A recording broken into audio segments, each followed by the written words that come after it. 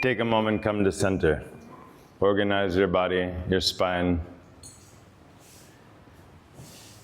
Close your eyes and turn inside.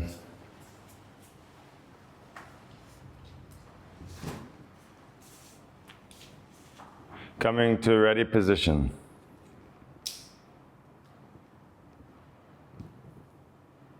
Ready for here and now. We're always somewhere else.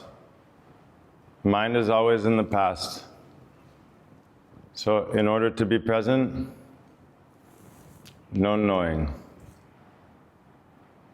To be yourself, forget yourself. Then automatically you can flow. But all the time we're planning, thinking what to do, what to say, judging, then we can never be ourselves. So take a moment to tune your body, heart, and mind.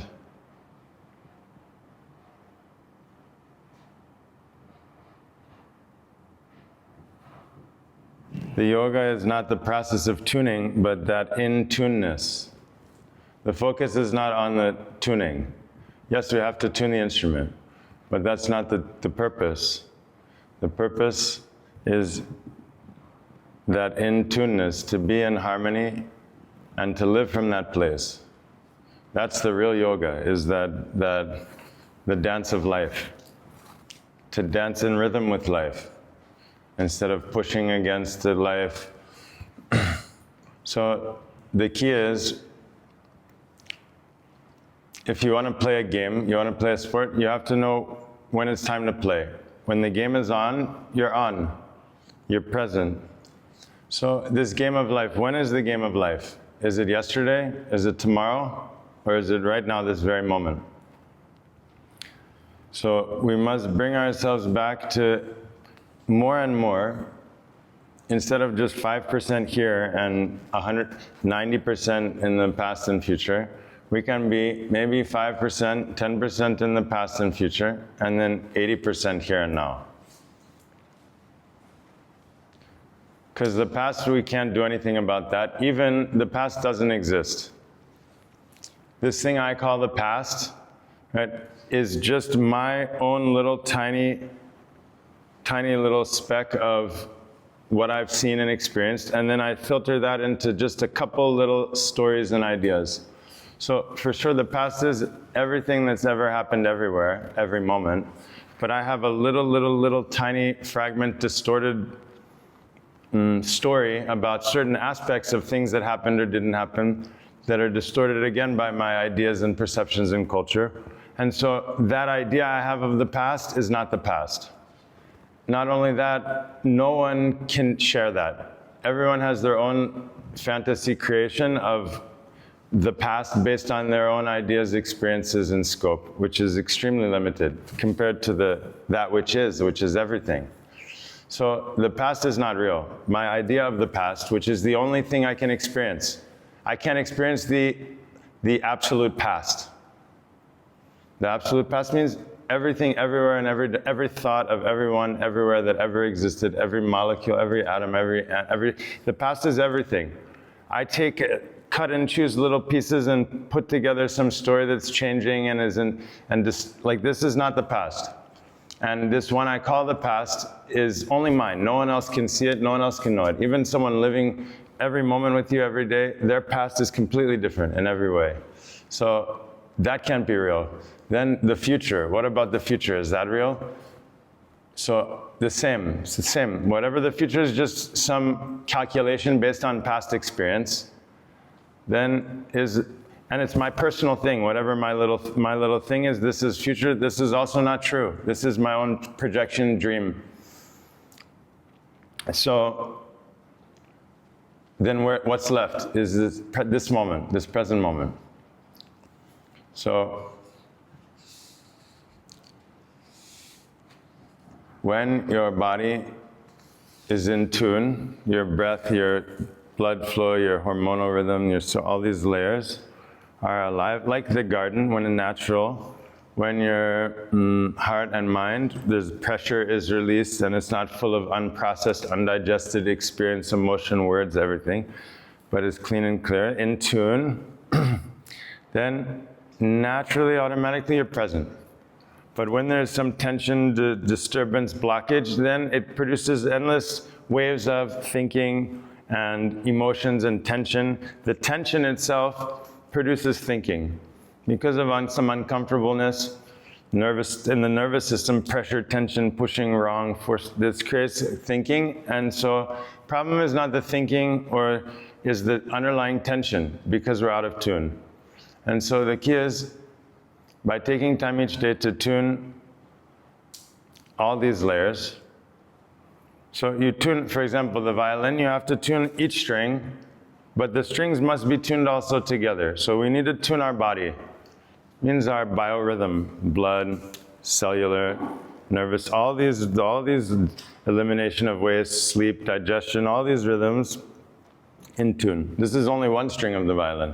Then we need the heart and all the layers of the heart and mind, and then all three together in tune, and then the instrument also in tune with the orchestra, with the cycles of life. We're not separate from the infinite cycles of life. So this is the tuning process. Then when we're in tune, we have this inner harmony. How do you know when you're in tune? You feel very light. You feel very alive, like a child. This is the childlike state. You feel very creative and fresh, and like each moment is fresh. No, and when you're in tune, then you see all these moments of beauty and gratitude and love just spontaneously. You're in the flow. You're always in the right timing, in the right place. This kind of thing. These are the signs of being in tune.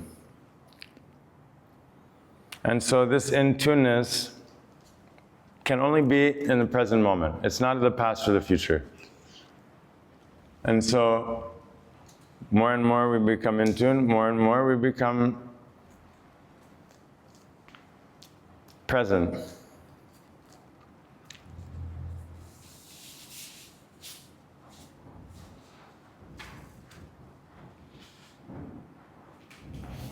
And more we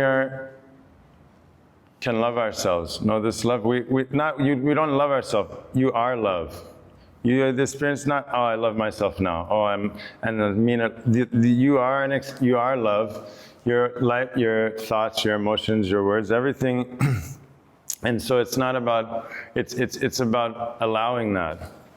To be yourself. To be yourself is the ultimate act of love.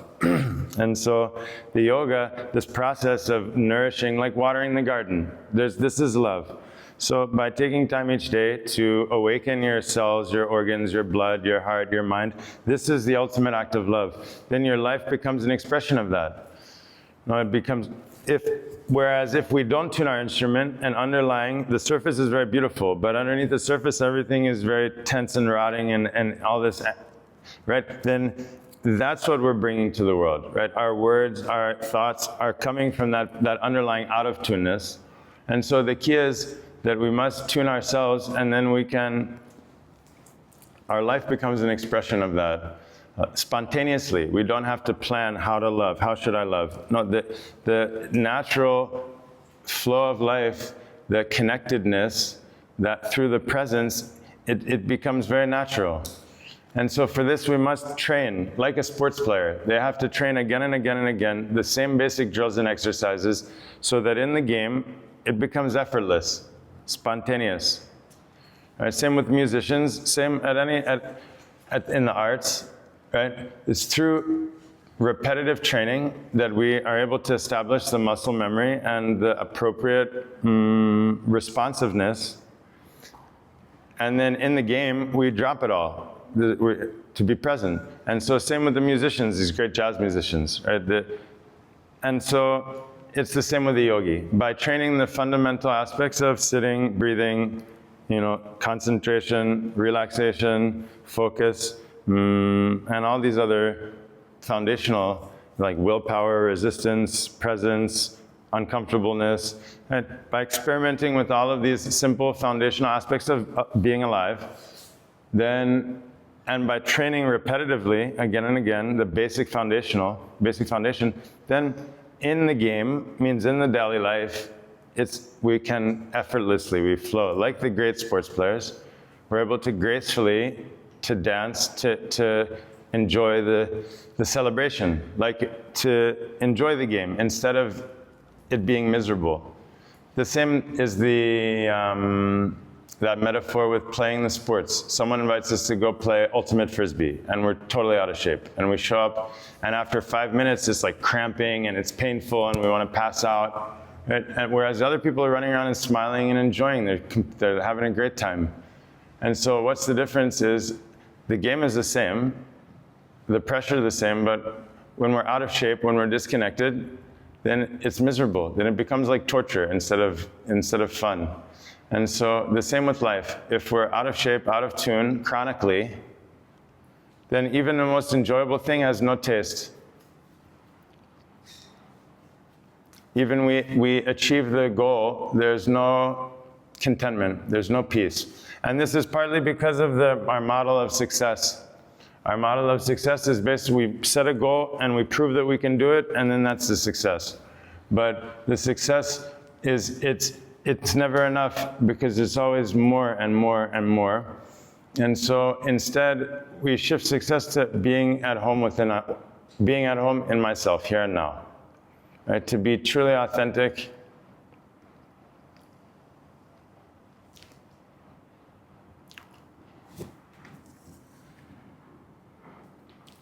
Because if the success is in the future, we'll never make it.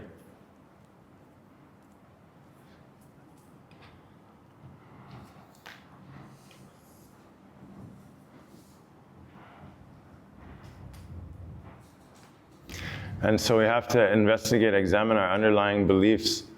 This idea that happiness comes from getting what you want or being successful, right? But this is not happiness. Happiness, this is a kind of intoxication or excitement. Like, I proved it. Like, look what I can do. Look at me, I did it. Something difficult, then we prove we can do it. And then we get like some dopamine and we feel good. But this is not happiness or success. Happiness is not a momentary intoxication or high, like eating sugar. Oh, that's not happiness. That's just a temporary high, which then is preceded with a crash, a low, and then again and again. So happiness is this state of fullness, like you eat a good meal and you're full. You don't need anything else. You don't want anything else. This is enough. This moment is enough. At this kind of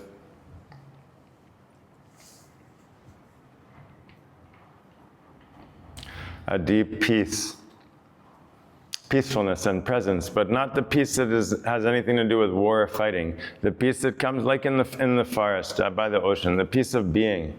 So the happiness is this state of fullness, of aliveness, of presence, of the feeling nothing is missing. But this goal thing is always something's missing, not enough.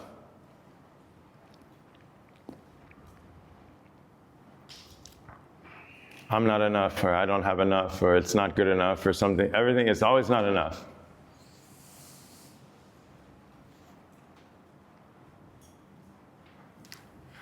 But that not enoughness can never be filled with more.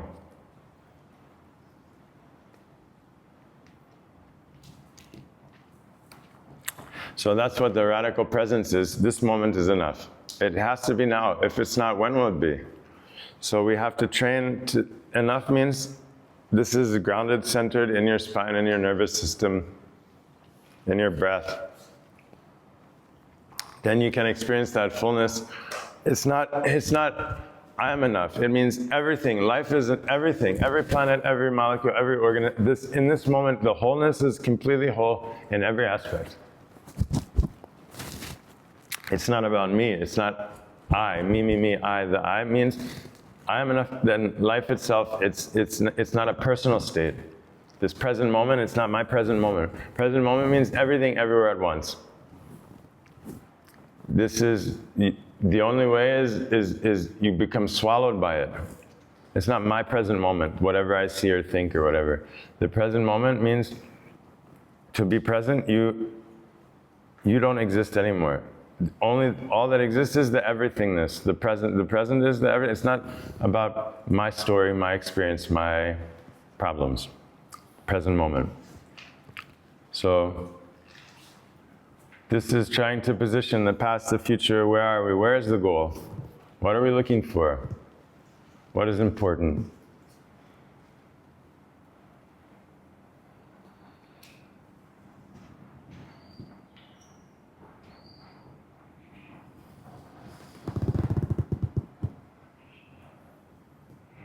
This path of achieving the goal, it would seem that nobody's made it. Still, all the very successful, the rich people, famous people, powerful people, beautiful people, still everyone's suffering terribly, disconnected from the present moment, from oneself. So no amount of achieving the goal will bring us into that state of connection. Or it hasn't, for sure someone would have made it by now. So either keeping it secret, or it's not the way.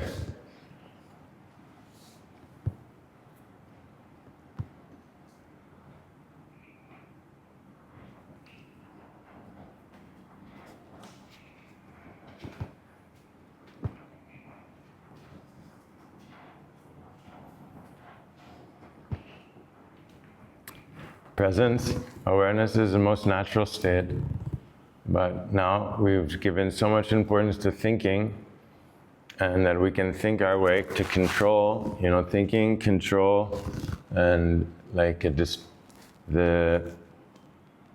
become like a distraction from living.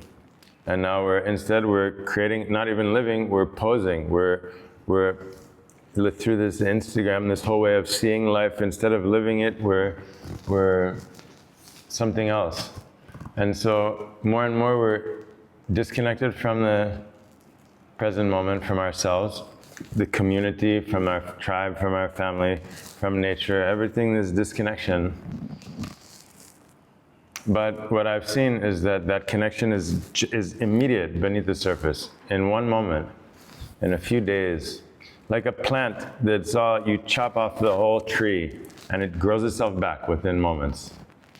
The life, that aliveness, that radical aliveness is just beneath the surface, in everything, everywhere, everyone. So if we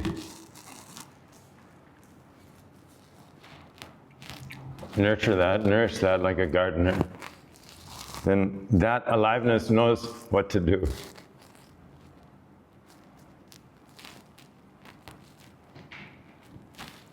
We don't have to direct how to heal our hearts or fix our minds like this, our body. The super intelligence of life knows exactly what to do every moment. Your cells, your organs, your digestion, your sleep, these chemicals, everything is not functioning under your understanding or control. In fact, you don't know anything. I don't know anything about my body, nothing. This is myself. Okay, I say, this is myself, my body. What do I know about my body? What's going on in this moment in my shoulder? In these different muscles and joints, the cells, the bone, the tissue. I have no idea. I have maybe some abstract knowledge about the names of some parts, but what's actually happening now in this moment, I have no idea. I will never, even if I studied my whole life, I would never know, even a tiny fragment. So it's safe to say this body is a complete mystery. Not only the abstract parts that are in here, but what's actually happening in this moment. Is it good? Is it bad? No, I have no idea. But I call this myself. So already myself, I don't know. I don't know my body at all. What about my mind? How do I know my mind? Where are these thoughts coming from? How do they get put together? Where do they go?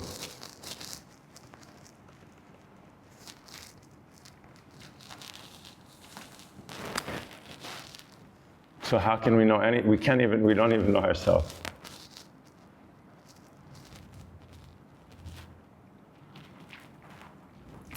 So the false knowing is a problem. Not knowing, this deeper listening, awareness, presence. But the thinking won't work. The thought happiness is the furthest thing from happiness.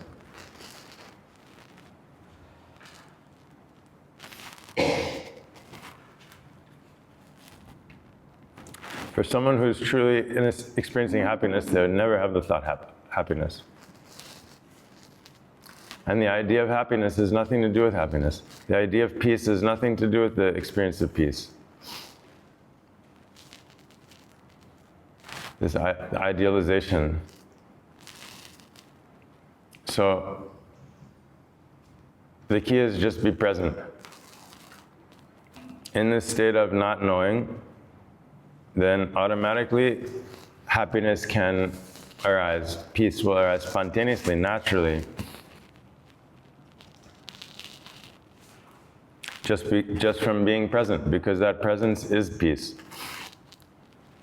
Peace is not everyone acting according to how we think it should, or everybody's nice all the time, or everybody wins all the time. That's not peace. Peace is not the weather's the same every day. Peace is summer in the summertime, winter in the wintertime is peace. Peace is not some idea about how everyone should act. Everybody's vegetarian. All of life is vegan now.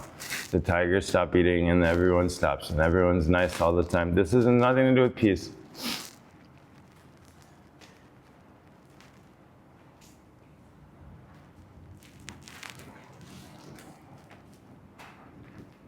Mind is good. We've done a lot of training for the mind, but if we want to really to be at home in ourselves, then we have to go to higher faculty, awareness. Mind of thinking is like a computer, just programming, processing information, coming up with probabilities again and spinning. Now AI can do all that. We don't need to continually regurgitate and process old information and like this build some model. It's all fear. What we need is to move into the state of awareness and rest in this deep presence and connectedness within ourselves, within life. You don't become stupid, you become much more effective, much more efficient, much more creative by not mechanically thinking all the time, all day, non-stop spinning out. You're not stupid. Awareness is not stupidity. But the constantly thinking is a problem, it's a headache, and it doesn't work. It's not going to bring you, constantly thinking about love, all these problems, is because the mind is just creating problems for you to solve. But those problems you create and then solve them, then create more. It's just, we're trapping ourselves. The same, we create a goal and then achieving, it's all in the mind. Everything is mind. And so in that process, we're never enough. We make the problem, I don't know, it's a problem. We make the goal, then it's never enough. So that under that model, we're always hard on ourselves because it's always over there, we're here, we have to push ourselves to get there. And even if we get there, it's still never enough, it goes further. So you see, there's no possibility for compassion, love in this model. Whereas if the focus is on being deeply here, that itself is love. By being deeply, fully here, alive in yourself,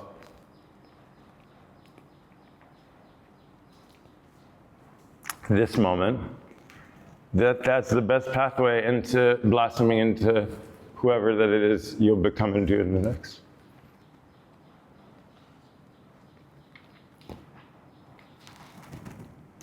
And the thought can help to organize things a little bit, but it's not for directing, for identifying, it's not the right way. So shifting from thinking, and we've invested so much in thinking, we've become very good at thinking, and we're very attached to thinking and constantly thinking all day and listening to other people thinking and talking and thinking and like that nonstop.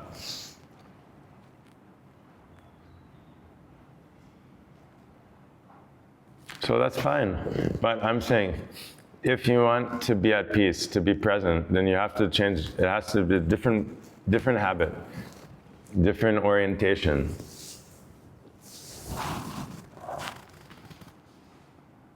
That system works for getting ahead and this and this and that, but to be yourself, and it's not mutually exclusive, there's no reason, we can definitely be ourselves and then be effective in the world and with our family, with our job, with our life mission, whatever that is, there's no question.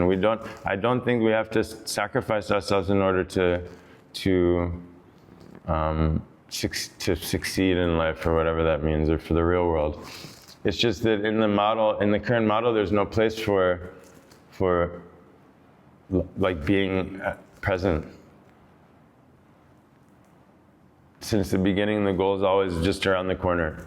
Second grade, third grade, high school, college, job. wife, children, something like that, retirement. It's always a little bit further. The goal is never here. Here it becomes as a sacrifice for there. Here is just a means of getting there.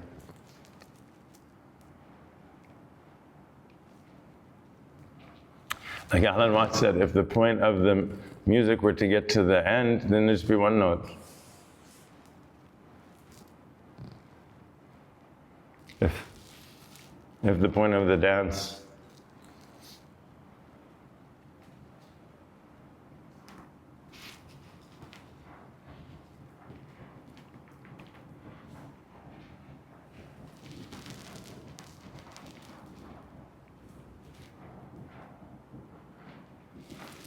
this is what we mean by present moment.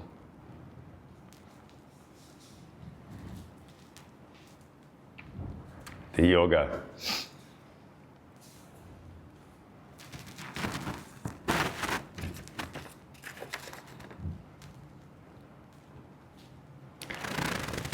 Question 1. Can you tell me more about single-pointed focus?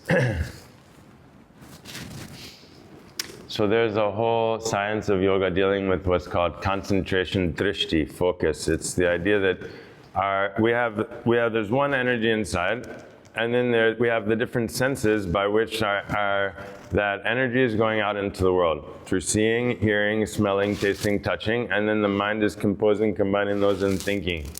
So our only experience comes through these senses, 5 senses and mind, 6 senses. And so normally we're just being pulled all over the place, dragged all over the place with desire, attachment, and triggers and everything, stimulation, and now it's just flashing lights. And so the energy is diluted, and divergent and all over the place. And inside is we're continually getting zapped with that constant flux of. And so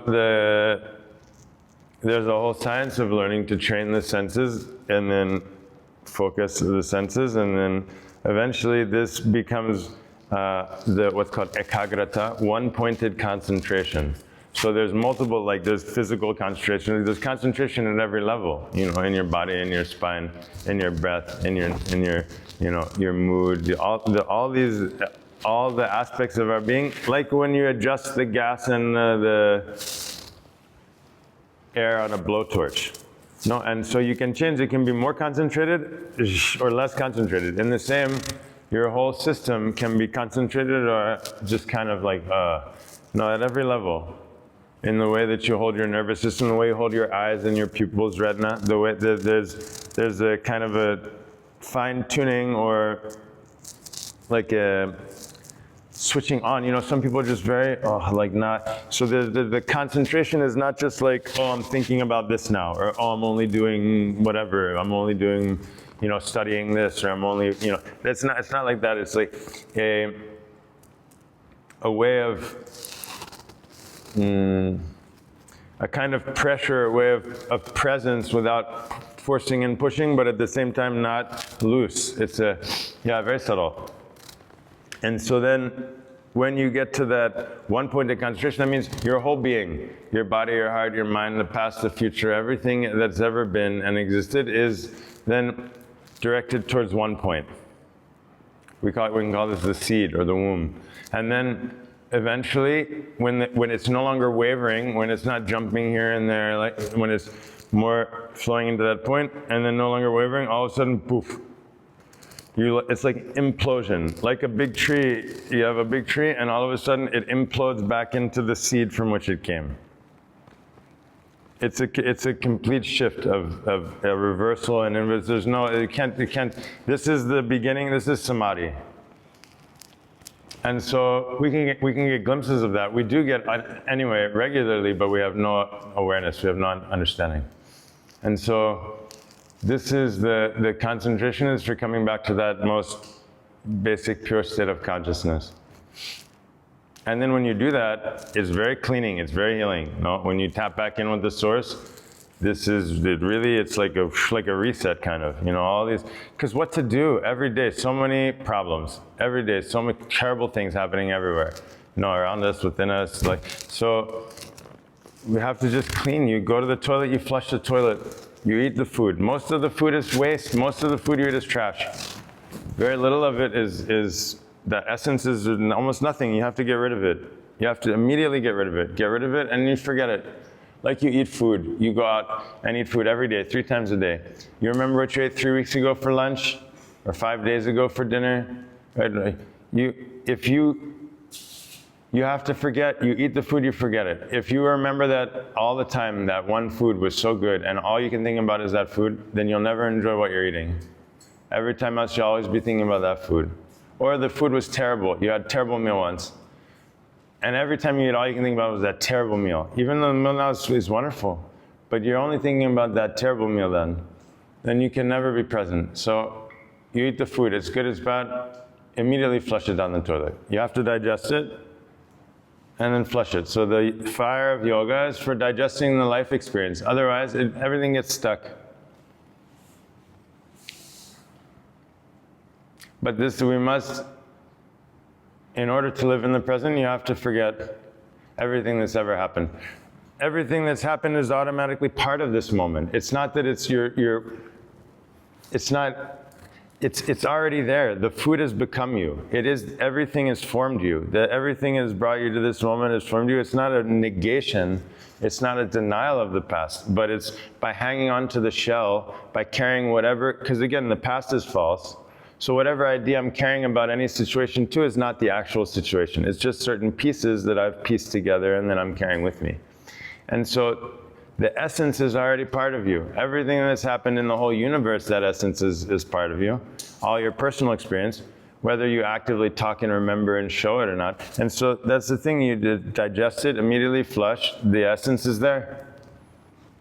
But if we're all the time in the past, impossible to keep in the present. If we're all the time looking like that, we're gonna get smacked in the head continuously by everything that's happening because we're not present. And life is happening now. And so this is the samadhi, or this state of deep, where we dissolve a body and a mind and come back to that pure essence, is very healing. Even 1 second, 1 split second, where you feel this, like your breath balances, and you become very light, and it's like poof, you forget your body and mind, you feel this freedom and spaciousness. 1 split second of that is more precious than the gold and diamonds and everything. It will give you so much motivation and love for months and months.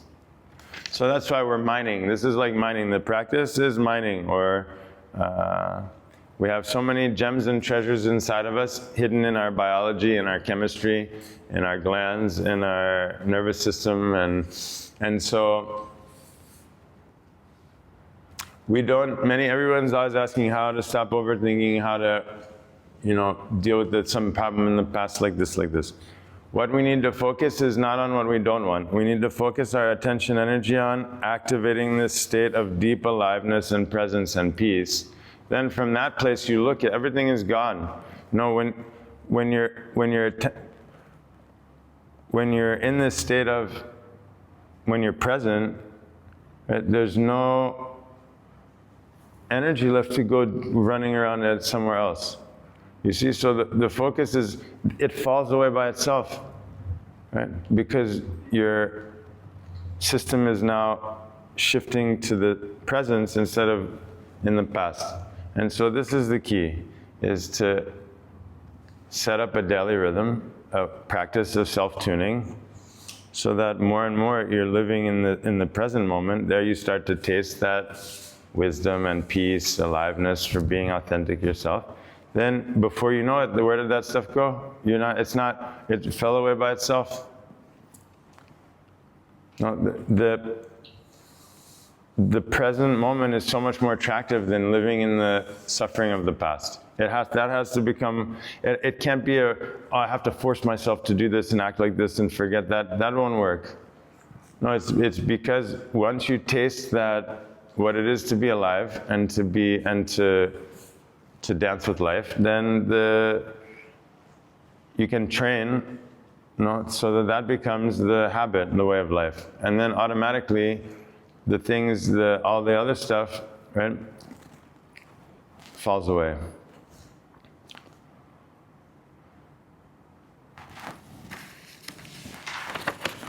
Sometimes I'm feeling myself falling asleep a little bit during meditation. How can I know the difference between dreaming state and meditative state?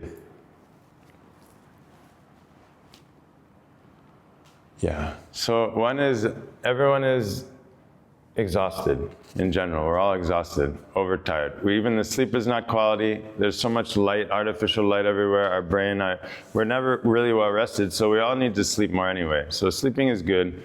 And we're used to, anytime we close our eyes, it's only for sleeping. I mean, that's where there's a kind of automatic physical memory trigger, like eyes closed, sleeping. Right? And so also, we're used to being alert when our senses are active, the gross senses, but there are subtle senses inside, right? When you're dreaming, you're not seeing with your physical eyes, there's a subtle eyes inside seeing. So we have within us gross senses and we have the subtle senses.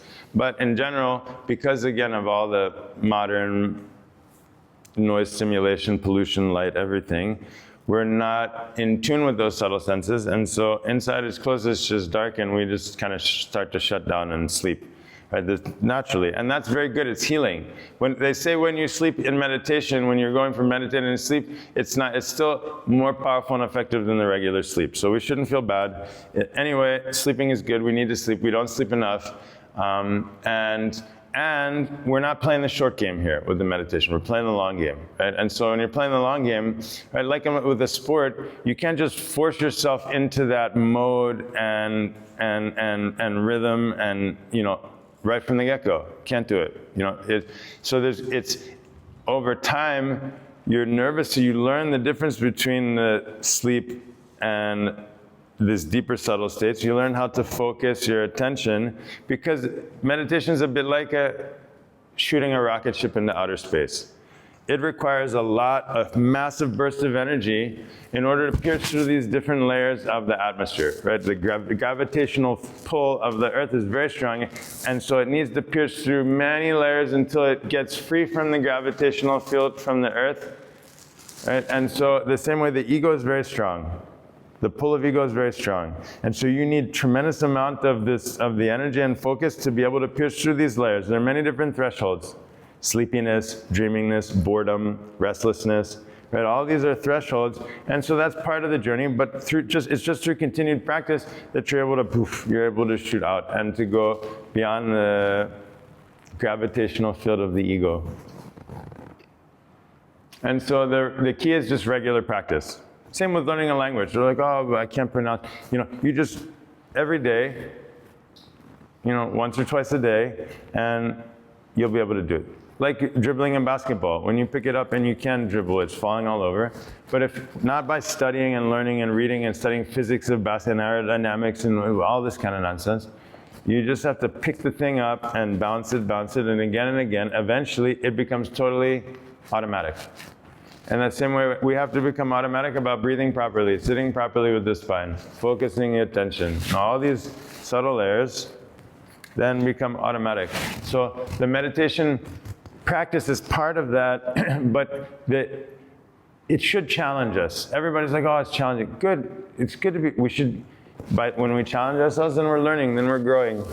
And that challenge and meeting that challenge again and again through the postures, through the sitting, is what's going to catapult us into the present moment in our daily lives and being more authentic and not just giving up or avoiding or distracting ourselves. It's that challenge. So that is the meditation. The meditation is not achieving some abstract ideal of what I think it's supposed to look like or feel like. Meditation is you jump in the fire and you deal with it. What's coming up, you learn to keep your center, to breathe.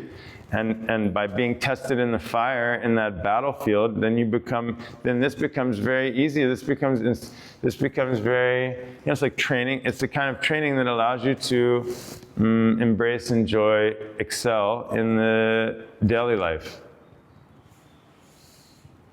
So everyone's always like, oh, meditation. And I say, yeah, let's let it be as difficult as can be for 30 minutes. So the other 23 hours a day, we feel light and we feel ease. Right? Let's get all that difficult that's coming out all day, every day, instead of having a little bit every moment, every day.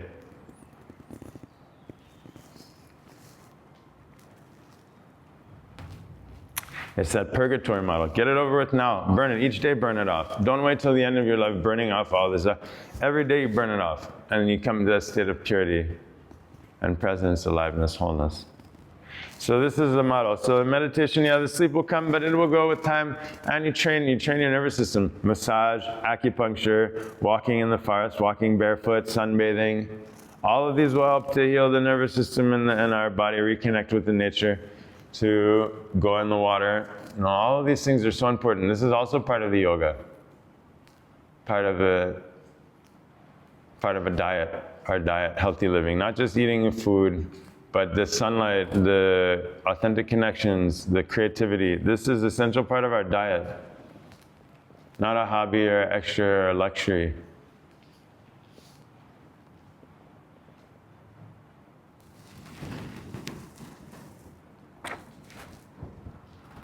After fire breathing, I feel ready to go into meditation. Do I still need to do the nostril breathing and spinal breathing and the Rama chanting, or can I go straight into meditation?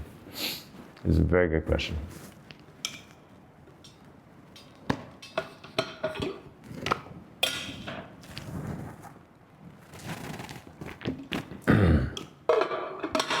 So why are we doing the practice?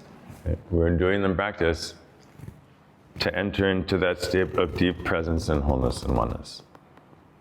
So the purpose of the exercise is, again, not to do them correctly so we can say, look at me, look what I did, I can do it, and like that. The purpose of the asana also is to enter into that state of presence, deep presence, while we're in it and then in between it. And gradually, like filtering the water, like combing the hair through the postures and the breathing, and then we're coming more and more subtle, more and more fine into that state. If at any point during your practice you go very deep, then no need to come back and finish anything. When you're already there, where are you going to go? When you're already here,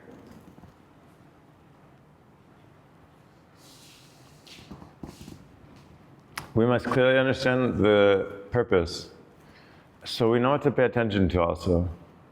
That presence, that depth of presence. So then, yeah, between sometimes in the breath fire, you get so high, you're so in the zone, and then you just ride that wave.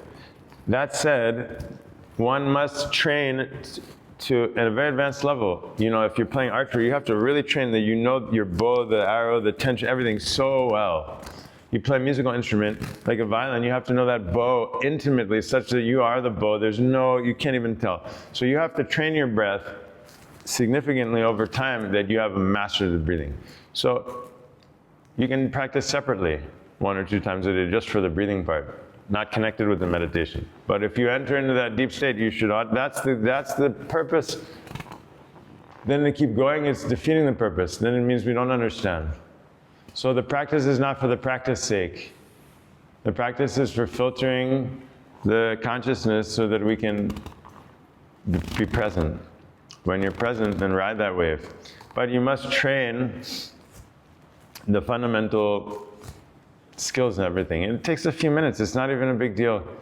But it changes everything. When you breathe properly, when you can breathe, then you can focus, everything. So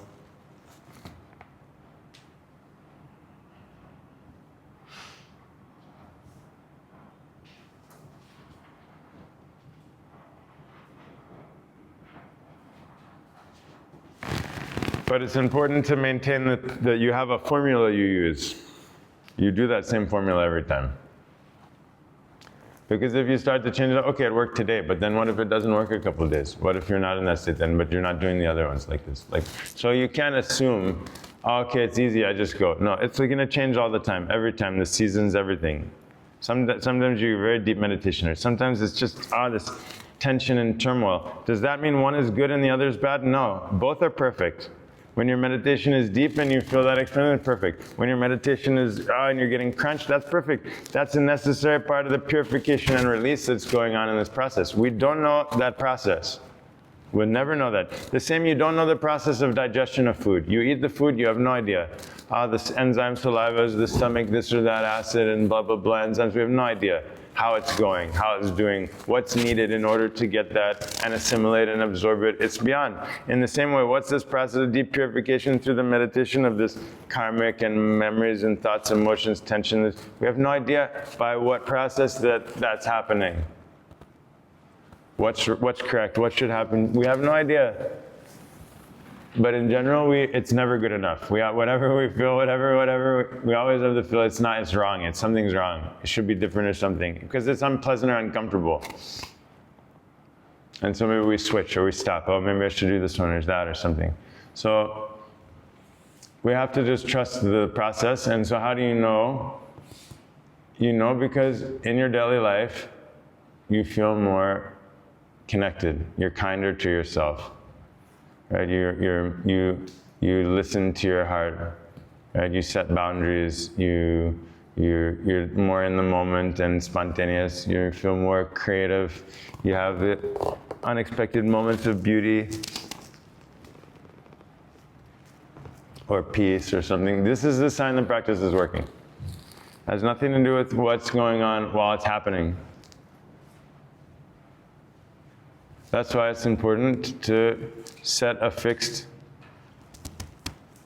system, equation, formula, and you just run it, repeat it, repeat.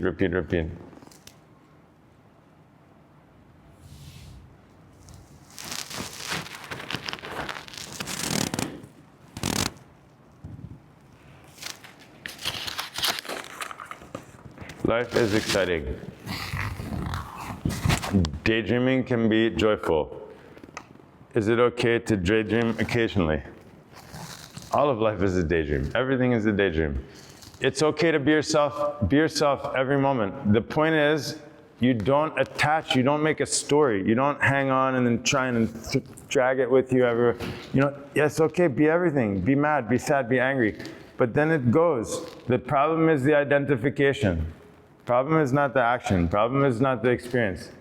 It's that we're not living life, we're sitting back constructing this very complicated story puzzle that's impossible to fulfill or to live, and then we get so worked up and tense about it, and so that's the problem. No, there's no problem, daydream. It comes and then it goes. The trouble is we're making identity, we're creating an identity, and we're creating an ideal in the future which is impossible. And so since we can never be that ideal, since life will never fit whatever story we've made about how it's supposed to be, then we're inevitably setting up for a disappointment, and we know that deep down in this process of idealization in the future of ourself or of life or the world, that it will never be whatever our ideas are, and so we have a hope, and at the same time we have this knowing that it's not going to work, and so we put ourselves in an impossible situation.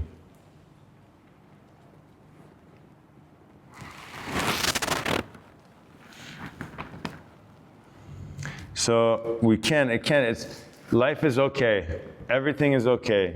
We don't need any permission of anything, anyone, ourselves to do anything. This isn't a rule. This isn't more rules. I got to check. Can I do this one? Can I do that? No. You're so deeply embodied in present in yourself and life that it's like the flow has become so obvious. It's just to be yourself.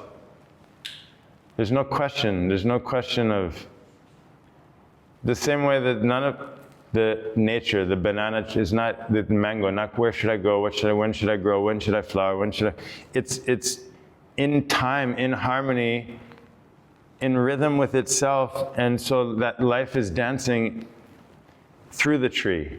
When we're in tune and harmony, then life can dance through us.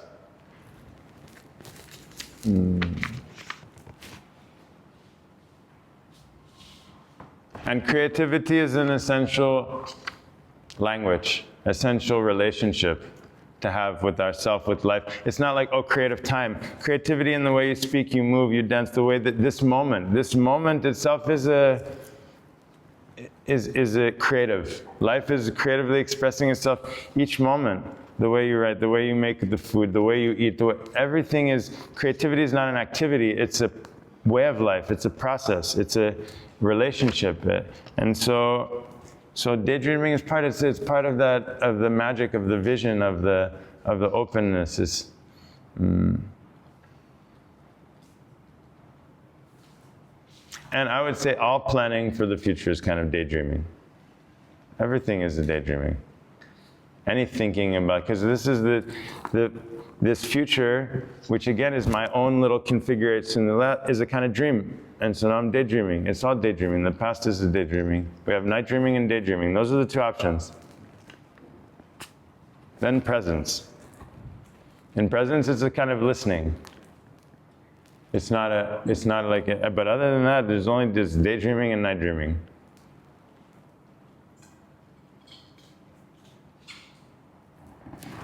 Are there any longer retreats that follow the same similar philosophies that you would recommend? Any ashrams in India?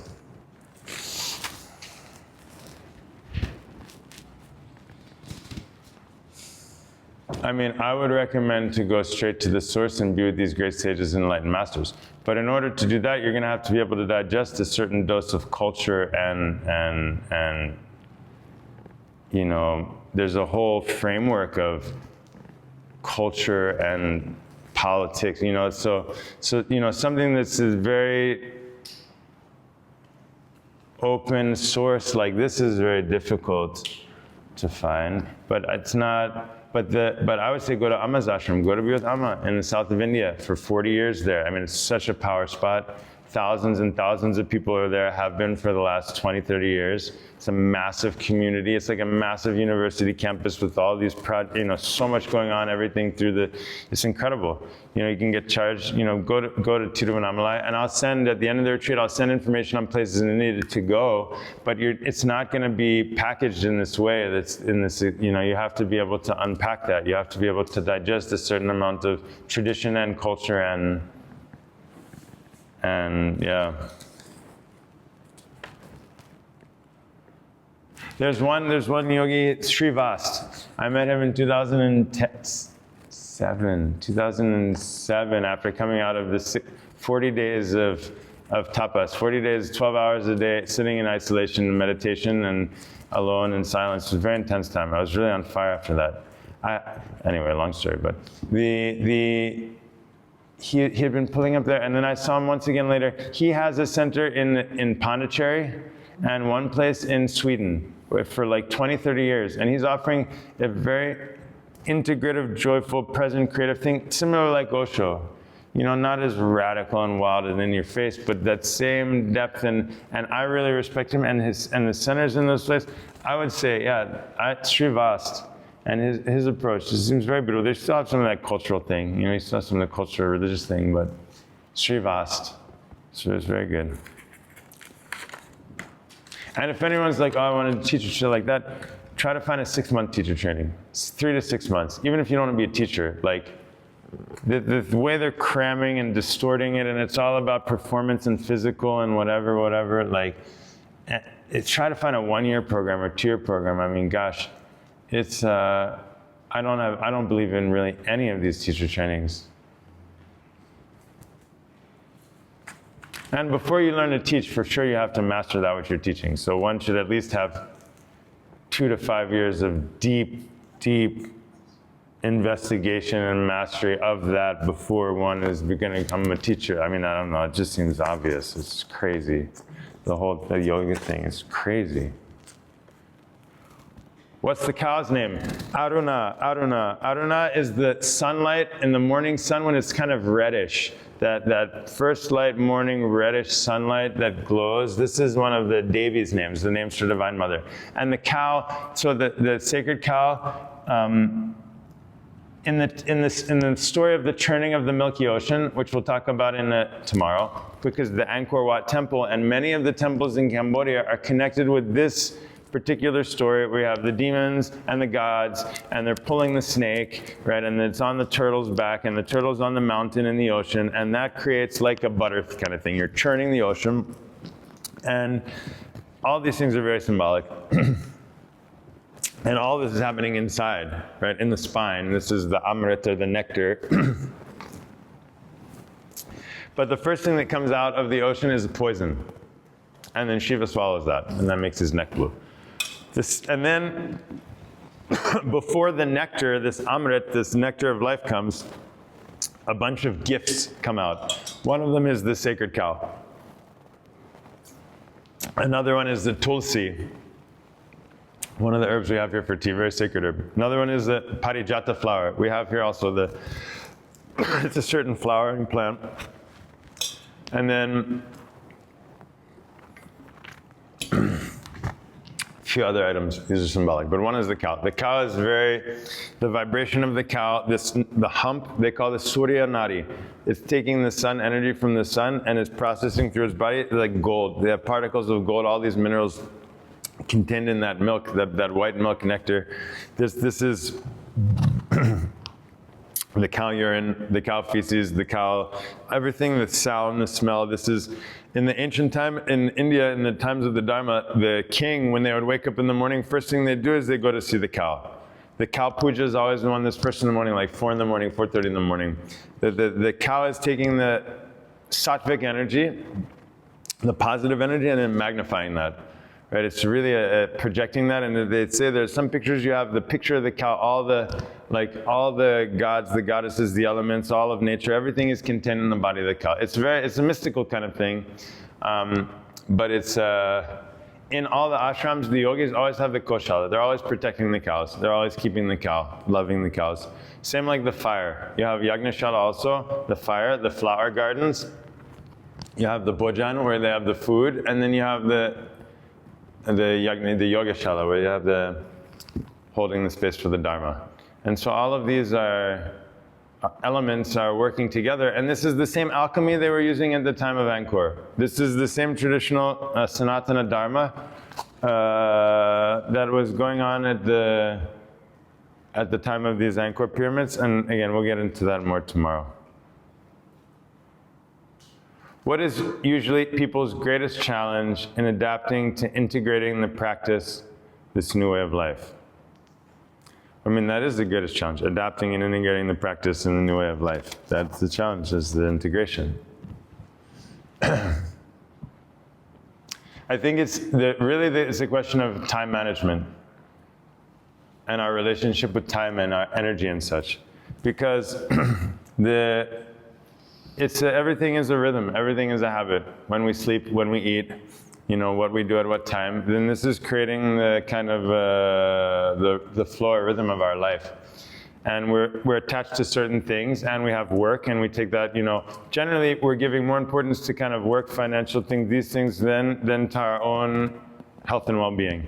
And so we have to balance, or we have to juggle all of these, but we have to also take a step back and look in this current moment, the underlying worldview by which I'm making decisions of what I do in my life and what I give importance to. For most people, it's generally all has to do with the things like work and money and things around that, fear and like societal obligations and what we were told and things. So if that's the only determining factor in how we value, how we use our time and energy, and how we structure the relationship with the seasons and the nature, everything, then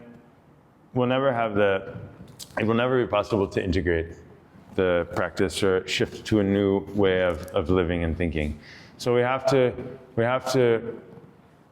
attribute real value, not just kind of a superficial, like, oh, it'd be nice, like, I wish I were healthy, or like, it'd be good to feel more peaceful, happy, or something like that. But that has to have almost an equal pose, like earn a living and like do these things, or like set myself up for when I can retire, that I'll be, whatever.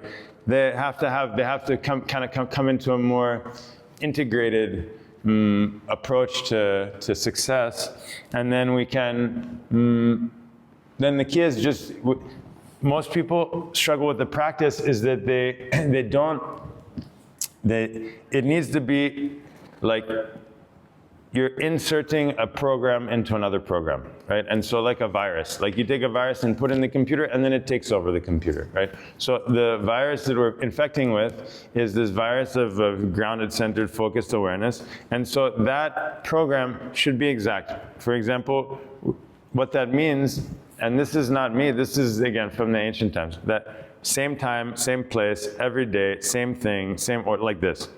Because the variable is everything that's shifting inside. So if you have a fixed process, you know you can do every day, no matter what, and you do that. If you have extra time, you can do more. But what I'm saying, the bare minimum is about 2%, 30 minutes. Like 15 minutes of asana movement, stretching, but focused on awareness and grounding.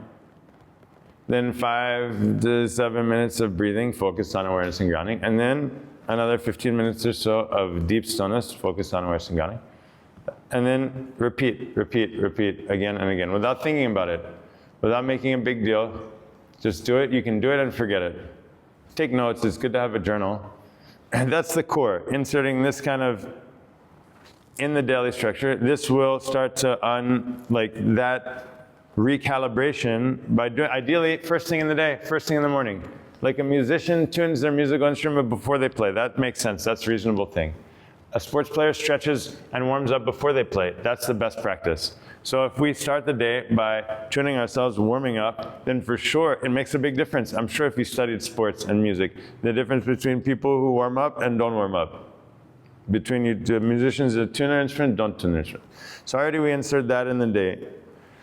This will start to recenter, calibrate, so that life, instead of us chasing life like this, then life starts to take orbit around us because we have our center. And then the other things will naturally start, like, we feel, I don't need to eat as much meat, or maybe I want to go to sleep earlier. That will happen automatically as we become more and more in tune with ourselves, not because we're forcing some more rules of how to behave and everything. Right? It's a natural coming back into tune and harmony. And then there's other things we can do which are really important, like spending more time in nature, journaling, right? Like doing sunbathing, like doing healing and massage and acupuncture, like spending time with people, heartfelt people, like spending time in silence. Those things will only help this process, because this is a death rebirth process we're talking about. Right? This is our whole paradigm of how we interact and how we treat ourselves and how we treat others and how we relate to the past and the present moment. That's what we're talking about. I mean, people have a hard enough time eating less ice cream, right? Or changing their whatever, the way they want to, So we're talking about a complete shift in our relationship with existence. And so it has to be very grounded and focused and regular and repetitive. And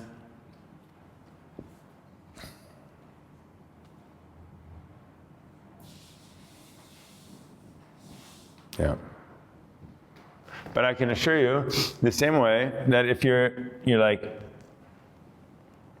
really bad at tennis, because you're not holding the racket properly and you're not swinging properly and you're not looking properly, if you were to go and do tennis camp every day, 2 to 3 hours a day, and you do focus drills, and again, you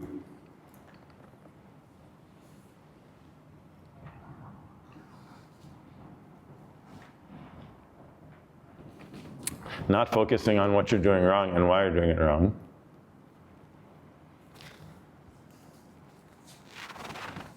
But reinforce through the same basic drills again and again, how to hold the racket, what it feels, and you learn to feel that, and how to connect and to focus, to breathe.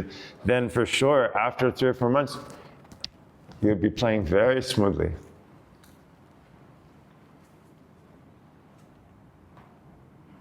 If we apply that same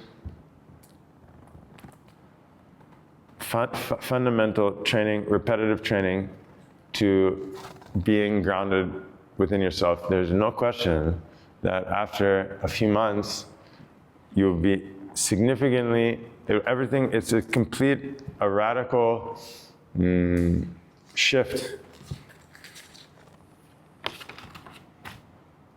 But nowadays, yoga just means like, do what you feel like, have fun, do some tricky, like circus. It's like a circus.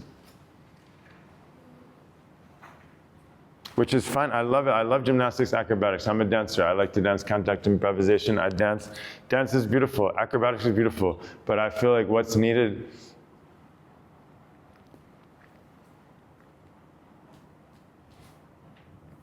is for people to be at peace in themselves, to love themselves, to be at home. This is the meaning of yoga. This is the path. This is the goal. Everything else is a detour, a distraction. Last question. It's 11:07 in case anyone is something scheduled immediately. What tips do you have to integrate the practice into Western everyday life for us? People with incredibly demanding jobs, children, family members, taking care. Yeah, perfect. So this ties in with the last one. It has to be scheduled. It has to be part of the structure. It can't be like, I hope I'm going to do yoga tomorrow, or I want to do something, It has to be, you know exactly what it is that you're going to do. It's the same thing. You do it again and again. There's no question. Such that even you're feeling hungover, you're tired, you're sick, you just drag yourself, you start, and within seconds, everything awakens. So one is to have very clear what you can do, and that's feasible also. It has to be, it can't just be like, I'm going to do 3 hours of practice, and you could never do that. So you have to better to start something small that you know without any question you can do every time, and then it will grow organically.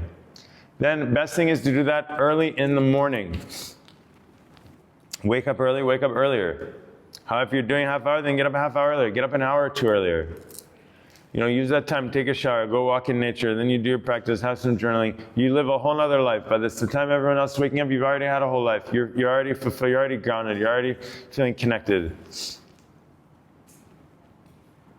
For sure, cut a little bit of time off sleep or get better sleep or something. Eat less, whatever. There are many things to do. Many things to do to regulate and get a more optimal flow of the life force.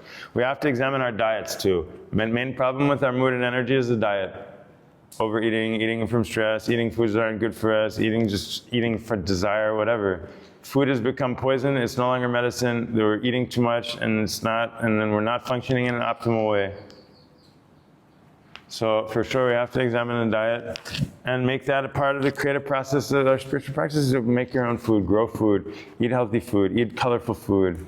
Fasting also is super important, less eating. 2 meals a day is plenty. 2 meals a day is much better. Then nature has to have time with nature, because nature's life. It's just looking at things on the screen is not nature. Even the picture of nature has nothing to do with nature. In nature, you have a depth, and you have the vibration, you have color, you have all the energy, all the insects, and everything is medicine for the soul. Creativity. We need to find outlets to express ourselves and to connect with communities, other people through creativity. Community, sharing, listening is essential. It's essential. This is the diet. This isn't like a dessert or some once in a while. This is part of it. Essential diet.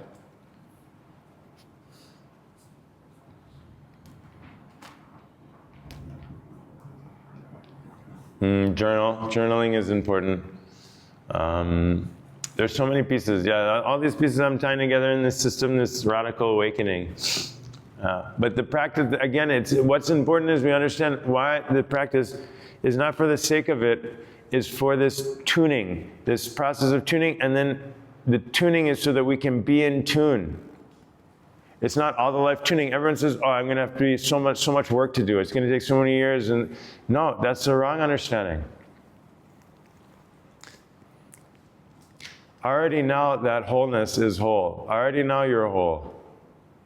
Right? We need to pierce through this misunderstanding of and experience that wholeness immediately.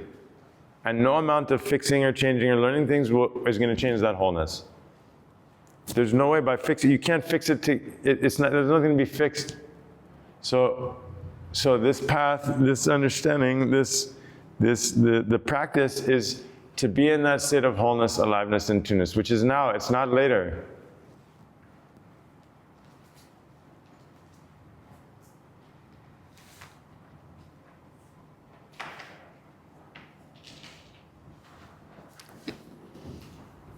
Okay, enough.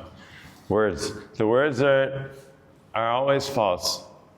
In between the words is the silence. The truth is in the silence when you're quiet. When the mind has no question, no words, then you are living the truth. You're vibrating in that essence. You're vibrating as love. It's not something to have or to get or control anything. You are that. So just be still, just be quiet for a moment. Forget everything. Forget the words, forget the past, forget yourself.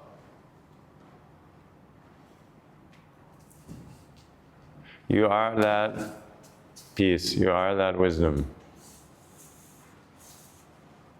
You are not the body-mind. You are that same essence of life.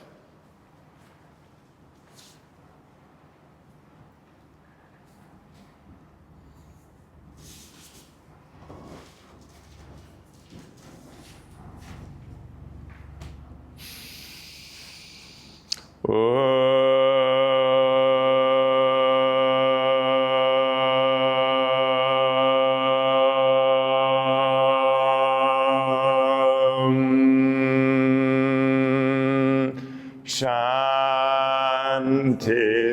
shanti, shanti.